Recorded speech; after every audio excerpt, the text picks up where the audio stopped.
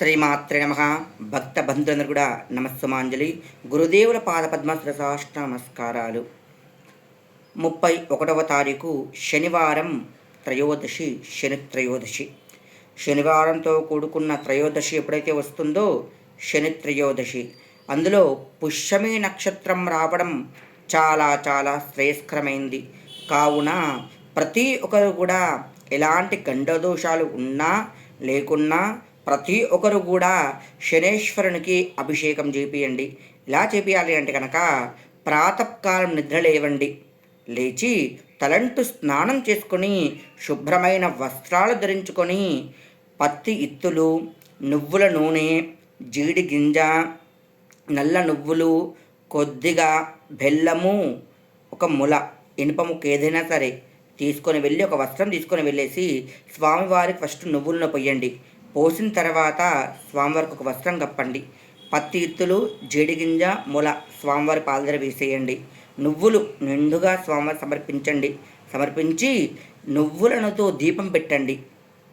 నువ్వుల నూనెతో కొద్దిగా ఒక నల్ల బట్టలో కొద్దిగా నువ్వులు వేసి ఒత్తి చేసి దొరుకుతుంది, లేకుండా బయట షాపులో కూడా అమ్ముతారు. ఆ ఒత్తి తీసుకొని ఒక ప్రమిదలో పెట్టుకొని కొద్దిగా నువ్వులు వేసి ఆ దీపాన్ని వెలిగించండి. వెలిగించిన తర్వాత అగరబత్తులు పెట్టేసి నల్ల ద్రాక్ష నైవేద్యం పెట్టండి. అనే పక్షంలో బెల్లం ముక్కను నైవేద్యం పెట్టేసి స్వామివారికి ఒక్క ఖర్జూర పండు తమలపాకులతో ₹1 చిక్క కానీ నాణ్యం ఏదైనా సరే ఎంతైనా సరే దక్షిణ సమర్పించి హారతి ఇవ్వండి. స్వామివారికి హారతి ఇచ్చుకొని 11 ప్రదక్షిణలు చేయండి. 11 కానీ 17 కానీ 9 కానీ ప్రదక్షిణ చేసి కాళ్ళు చేతులు ముఖం నీట్గా శుభ్రం కడుక్కొని ఆంజనేయ స్వామి గుడికి వెళ్ళి 16 ప్రదక్షిణలు చెయ్యండి. శివాలయంలో క్షీరాభిషేకం కానీ లేక పంచామృతాభిషేకం కానీ కుదిరిన పక్షంలో ఒక చెంబుతో నీళ్ళన్నా సరే స్వామివారికి సమర్పించండి.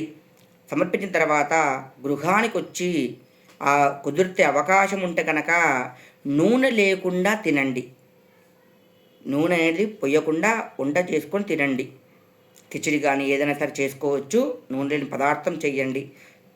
ఎవరికైతే గ్రహచార ప్రకారంగా గ్రహాలు బాగలేవో, మనశ్శాంతి లేకుండా ఉంటుందో, తృప్తిగా లేకుండా ఉంటుందో, చేద్దామని పని అనుకూలంగా లేకుండా ఉంటుందో ప్రతి ఒక్కరు కూడా ఈ విధంగా శనేశ్వరునికి అభిషేకం చేపియండి. ఒకవేళ ఇంకా అవకాశం ఉంది అంటే కనుక నువ్వులు, కిలంబావు నువ్వులు, నల్లబట్ట, ద్రాక్ష పండ్లు కానీ అవకాశమైన పండ్లతో పంతులు గారికి దానం ఇవ్వండి. అత్యధిక శుభ ఫలితం వస్తుందన్నమాట. ఎవరు చేసినా సరే చాలా శ్రేయస్కరమైంది. మనసా వాచ కర్మణ ధ్యానించి చెయ్యండి.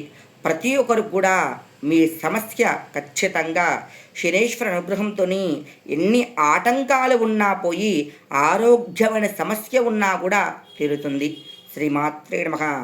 నా ఛానల్ కనుక లైక్ కొట్టండి, షేర్ చేయండి, సబ్స్క్రైబ్ చేయండి.